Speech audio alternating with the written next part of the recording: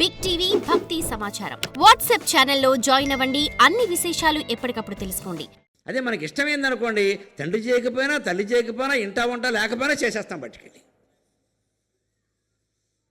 అప్పుడు అది పాత వాసన పాతకంపు అయిపోతుంది. మనకి ఇష్టమైంది అయితే పర్వాలా. దీని నుంచే మనం బయటపడాలి అంటే అలవాటు చేసుకోవాలి. స్నానం చేసేటప్పుడు, అన్నం తినేటప్పుడు, రాత్రి పడుకునేటప్పుడు, కాస్త నిద్ర పట్టే వరకు, అప్పుడు కూడా భార్య భర్త లేకపోతే పిల్లలు కూర్చుని ఏదో సినిమాలు చూసి మాట్లాడుకోవాలి. అవసరమా? నిద్రపోతున్నాం కదా, కనీసం మంచి కలర్ రావాలని అనుకుంటాం కదా, ఏ మాటలు మాట్లాడుకుంటే ఆ రకమైనవి వస్తాయి కదా, ఆ మాత్రం తెలుసు కదా, సైన్స్ కూడా అంగీకరించిన విషయమే కదండి. కళలు ఎక్కడి నుంచి వస్తాయి? మన నాడుల్లో 72,000 నాడుల్లో పేరుకుపోయిన జ్ఞాపకాలన్నీ కళల రూపంలో వస్తాయి. ఎందుకు వస్తాయి? బతికి మామూలుగా జాగ్రత్త అవస్థలో ఉన్నప్పుడు మన మనస్సు కళ్ళల్లో ఉంటుంది. అందుకే ఈ కళ్ళతోనే చూస్తూ ఉంటాం. మనకు మీరందరూ ఎవరైనా ఏ మనిషి అయినా మనకు ఎలా కనపడతారంటే మనం ఎలా భావిస్తే అలా కనపడతాడు. యద్భావం తద్భవతి. మన మేనమావ కొడుకు 10 రోజుల క్రితం మనకు కనపడ్డాడు. ఎరా అబ్బాయి బాగున్నావా అన్నా బాగానే ఉన్నావు. ఈ 10 రోజుల్లో వాడికి మనకి ఏదో ఒక గొడవ జరిగింది అనుకోండి. 11వ రోజున మన మేనమావ కొడుకు శనిమొండ కొడుకు చూడు ఎలా ఉన్నాడు అన్నట్టు కనపడతాడు. ఏమైంది? వాడు నీ మేనమావ కొడుకే, నీకు అనుమానం వెళ్ళా. 10 రోజుల క్రితం వాడు మంచివాడా, ఇప్పుడు శనిగాడిది కొడుకు అయ్యాడు. ఎందుకు అయ్యాడు? మన గొడవ అయింది. అంటే మనిషి మనకు ఎలా కనపడతాడు అంటే మన మనస్సు ఎలా ఉంటే అలా కనపడతాడు.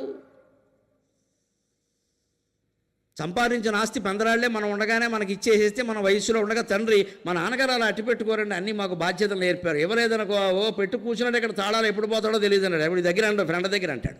ఇప్పుడైతే వాట్సాప్లో పెట్టేస్తాడు. అంటే ఇప్పుడు తండ్రి అగౌరవం ఎందుకు వచ్చిందంటే తండ్రి మీద మనోభావాన్ని బట్టి. నువ్వు మార్చుకోవాల్సింది నీ మనోభావాన్నా తండ్రినా?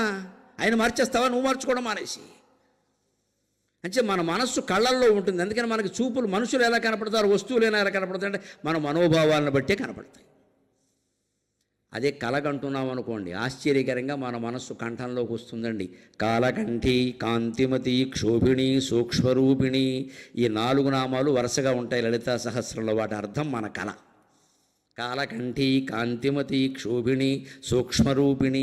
కాలకంఠ్యై నమః, కాంతిమత్యై నమః, క్షోభిణ్యై నమః, సూక్ష్మరూపిణ్యై నమః.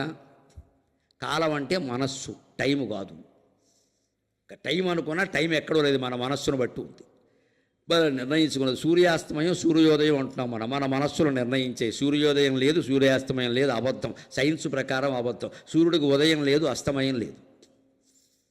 పొద్దున్న సాయంత్రం ఇంచుమించు ఒకే సమయానికి ఎర్రటి కిరణాలు తూర్పు నుంచి ఓసారి, పడమటి నుంచి ఓసారి మనకు వస్తుంటే దీనికి ఉదయం అని, దానికి అస్తమయం అని మనమే పేర్లు పెట్టాం. అంతేకాని సూర్య గోళం దగ్గరికి వెళ్ళగలిగిన, కనీసం సూర్యుని గురించి ఆలోచించినా పరిశోధించినా తెలుస్తుంది. సూర్యుడి దగ్గరికి ఎర్ర కిరణాలు చేరవు. ఆయనకు అస్తమయం లేదు, ఆయనకు ఉదయం లేదు. అది కూడా ఎర్ర కిరణాలే మనకు ఎందుకు కనపడతాయి? ఆ 7 రంగులు ఉంటాయి సూర్యుల్లో, అన్నీ కలిపే తెలుగు. కానీ ఎరుపు ఒక్కటే మనకు బాగా కనపడి చేరగలుగుతుంది. మిగిలిన మధ్యలో ఆగిపోతే మన దృష్టి వరకు రాలా. ఎరుపు మన దృష్టి వరకు వచ్చింది. అందుకే డేంజర్ అని చెప్పడానికి, అర్ధరాత్రి లైట్లు వేయడానికి, రోడ్డు మీద గీతలు ఎరుపు ఉపయోగిస్తారు.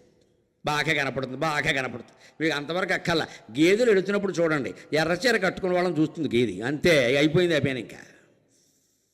అందుకే బయటికి వెళ్ళి ముఖ్యంగా గేదెలు పశువులు తిరిగే చూడ ఎర్రచీర కట్టకూడదు, ఇంకేం కట్టుకున్నా మంచిది. ఎర్రబట్టలు వేసుకున్నామంటే అయిపోయినట్టే కొమ్ము దూసేస్తుంది అది. దానికి ఆ రంగు ప్రస్ఫుటంగా కనపడింది, అంతకంటే ఏం లేదు దానికి. ఆ రంగు ప్రస్ఫుటంగా కనపడింది, ఏదో అది భయపడింది, వచ్చేసింది. వెంటనే కాపలా కాసేవాడు గోవుల కాపలా చెబుతాడు, ఎర్రచీర ఎందుకు కట్టుకున్నావు అన్నమాట, బయటికి ఎందుకు వచ్చామంటాడు. అందుకని ఆ గేదెనంటే ఉపయోగం ఏం లేదండి అక్కడ. దాని లక్షణం అది. ఆ ఎరుపు రంగు ప్రస్ఫుటంగా, అందుకే డేంజర్ బాక్సుల మీద ఎరుపు రంగు, ముఖ్యమైన కూడా VIP అని పెద్ద ఎరుపు రంగు వచ్చారంటే VIPలో ఎక్కువ డేంజర్ అనమాట దేశానికి. ఆ డేంజర్ మార్కు బాగా కనపడడం కోసం ఎరుపు రంగు పెడతారు అక్కడ.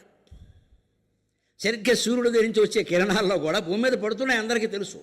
కానీ మన దగ్గరికి వచ్చేటువంటి కిరణాల్లో ఉదయ సాయంత్రాల్లో పరిభ్రమణం కారణంగా ఎరుపు రంగు కిరణమే ముందు కనపడుతుంది. అందుకని మనం ఉదయం సాయంత్రం కూడా ఎర్రగానే కనపడడం, ఒకే సమయంలో జరగడంతో దాన్ని అచలం అన్నాం. అచలం అంటే చలించనిది. అంతేగాని అక్కడ పర్వతాలు ఏం లేవండి. ఎప్పుడూ చలించకుండా స్థిరంగా ఒకే పరిణామం 12 గంటల వ్యవధిలో జరుగుతుంది. దానికి మనం ఉదయం అని అస్తమయం అని పేరు పెట్టాం. సూర్యునికి ఉదయం లేదు, అస్తమయం లేదు. అంచేత కాలం మన సృష్టి, మన మనస్సు సృష్టించింది. భూలోకంలో ఉన్న మానవుల సృష్టి, జీవుల సృష్టి. అంచేత కాలకంటి, మనస్సు కంఠంలో ఉంటుంది కలగనేటప్పుడు. అందుకే గమనించండి, మనస్సు కంఠంలో ఉంటుంది, మనస్సు కలగంటుంది. మనస్సు ఎందుకు ఎలా కలగంటుంది? దానికి ఆలోచనలు ఎక్కడి నుంచి వస్తాయండి? చూస్తున్నప్పుడైతే మనుషుల గురించి ఆలోచనలు వస్తాయి, పశువుల గురించి ఆలోచనలు వస్తాయి, పరిణామాల గురించి ఆలోచనలు వస్తాయి. పడుకున్నప్పుడు ఎలా ఆలోచనలు వస్తాయని మనం ఏం చేసాం? కళ్ళు మూసేసాం. ముక్కు తెరిచినా అదేదో ఊపిరి నడుస్తుంది తప్పితే ఏం లేదు. ముఖ్యంగా కళ్ళు మూసేసాం, నెమ్మదిగా లోపలికి వెళ్ళిపోతున్నాం. నిద్రంటే అంతే కదా మరి, కుంచుకుపోవడమే కదా, లోపలికి వెళ్ళిపోతున్నాం. అంచేత మనస్సుని పంచేంద్రియాల ద్వారా బయటికి వెళ్లకుండా చేశాం. అదేం చేసింది, నువ్వు బయటికి వెళ్ళకపోతే నేను ఊరుకుంటానా అని లోపలికి వెళ్ళింది. కరోనా అప్పుడు లాక్డౌన్ అంటే ఏం చేసాం మనం, పెండింగ్ పనులన్నీ చేసామా లేదా, బంధుమిత్రులతో మాట్లాడామా లేదా, ఆన్లైన్లో అన్నీ చూసామా లేదా, మీ ప్రసంగాలు విన్నాం, రోజు వింటున్నాం, 4-5 గంటలు వింటున్నాం అనే మాటలు నేను కరోనా తర్వాతే ఎక్కువ వింటున్నానమ్మా. కరోనాకి నమస్కారం. గత్యంతరం లేక ఏమీ చేయలేక చాగంటి వారు నేను లోకువైపు పోయి మా మాటలన్నీ మీరు విన్నారు. లేకపోతే మమ్మల్ని ఎందుకు పట్టించుకుంటారు మీరు, ఏం చేసేది ఏం లేక పట్టుకున్నారు అంతే. ఏదో చేయాలి కదా కాలక్షేపం, అందులో కాస్త ఇది మంచిదే, అది కూడా మంచిదే. పోనీ ఇంకా వినడానికి మాత్రం ఎన్ని లేవు, ఇవి దొరికే కదా, మంచిదే, ఉన్నంతలో మంచిదే అది. ఆ తర్వాత నేను ఎక్కువ వింటున్నానండి, మేము వింటున్నాం, అంతకుముందు తక్కువ. అప్పుడు నాకు అర్థమైంది, ఓహో కరోనా మనకు చాలా మేలు చేసింది రా అబ్బాయి, మాటలు జనంలోకి వెళ్ళేలా చేసింది. అంటే పరిస్థితులు, మనం బాగుపడడానికి అవసరమైన పరిస్థితులను కూడా మనం సృష్టించుకోవాలండి. సమాజంలో ఎలా మనం సృష్టించుకోవాలి, అలాగా ఆ వాతావరణం ఉండబట్టే కదా మీరు అందరూ విన్నారు కాబట్టే కదా ఆసక్తి కలిగింది. ఇప్పుడు మేము ఎక్కడికి వెళ్ళినా వెనకాల మొత్తం 1000 మంది జనం వస్తున్నారే వింటామని వినబట్టే కదా, లేకపోతే రారు కదా. ఇంతమంది వింటున్నారు అంటే మాకు కూడా ఆసక్తిగా ఉంటుందిగా, చెప్పాలని ఇంకా కొత్తగా తెలుసుకుంటాం, చెబుతాం, బాగుంటుంది కదా. అంచేది మనస్సును కూడా మనం బయటికి వెళ్ళే అవకాశం లేకుండా చేసినప్పుడు, కంటి ద్వారా, ముక్కు ద్వారా, చెవి ద్వారా, నోటి ద్వారా బయటికి వెళ్ళే అవకాశం లేకుండా చేసినప్పుడు అదేం చేస్తుంది, లోపలికి వెళుతుంది. లోపలికి వెళ్ళాలంటే కంఠ నుంచే కదా, పైన ఉన్నది కిందకు వచ్చింది. కంఠ నుంచి ఏం చేస్తుంది, అక్కడి నుంచి సరిగ్గా ఈ 72,000 నాడులు ఉంటాయి కదండి శరీరంలో. యోగ వాసిష్టంలో చెబుతారు, ఉత్పత్తి ప్రకరణలో అద్భుతంగా చెబుతారు ఈ విషయాన్ని. 72,000 నాడులు మొత్తం శరీరం అంతా వ్యాపించుంటాయి. పాదాంగుష్టం నుంచి శిఖ పర్యంతం వరకు 72,000 లెక్క. ఈ మొత్తం నాడులకి కేంద్రం ఏమిటంటే నాభి. ఇక్కడ ఆ 72,000 నాడులకి కేంద్రంగా 100 నాడులు చుట్టూ ఉంటాయి. శతం చైకానాడ్యక అంటారు ఉపనిషత్తులు. ఉపనిషత్తులన్నీ విజ్ఞాన శాస్త్రం, అదంతా ఎనాటమీ, అదంతా మనోవిజ్ఞానం, అవి మతం కాదు. వివేకానందుడు వాటి గురించే మొత్తుకున్నాడు. హిందూ మతం అంటే ఉపనిషత్తులు చదవండి. 100 నాడులు ఇక్కడ చుట్టుకుని ఉంటాయండి. ఫ్యాన్లో రివైండింగ్ వేరే చుట్టుకుని ఉన్నట్టే, చలేసినప్పుడు బాగా పాము చుట్టుకుని ఉన్నట్టే, సుడిగుండంలో నీళ్లు చుట్టుకుని గుండ్రంగా తిరిగినట్టే మన నాభి దగ్గర ఈ నరాలన్నీ 100 నాడులు చుట్టుకుని ఉంటాయి.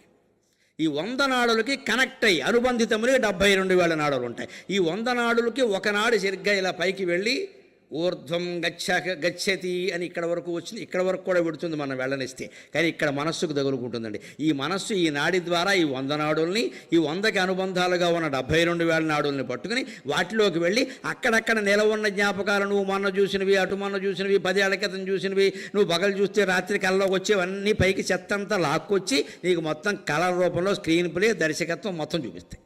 అదే కళ. ఇది మనస్సు ఆడే నాటకం. ఇది దానికి నాటకంగానే గమనించి వదిలేయాలి ఆ విషయాన్ని.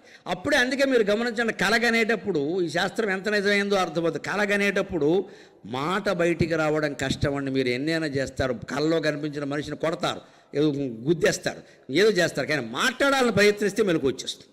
మాట ఎందుకు రాదు, కంఠం. మాట వచ్చేది అక్కడి నుంచి, మనస్సు అక్కడే అడ్డంగా ఉంది, తుమ్ములో రాయి అడ్డం పడినట్టు.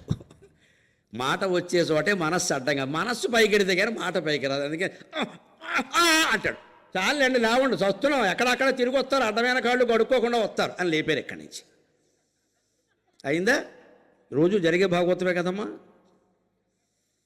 అప్పుడు మనకి చివాట్లు పడ్డాయి, కాళ్ళు కడుక్కోకుండా వస్తారు, చెబితే చేదస్తాం అంటారు, మళ్ళీ చెప్తే వినరు ఇక్కడ అంది. ఎందుకంటే పలవరించాం, ఆడికి భయమైంది.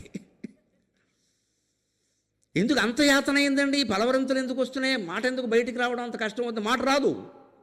మాట వచ్చే మార్గంలోనే మనస్సు కూర్చుంది అక్కడ అడ్డంగా. తూలోంచి నీళ్లు పోవాలి, నువ్వు ఏదైనా రాయి పడింది అనుకోండి, నీళ్లు పోవు, గట్టిగా ఫోర్స్గా ఒక పెద్ద బకెట్ తీసుకుని కొట్టామనుకోండి పోతుంది, అంతే.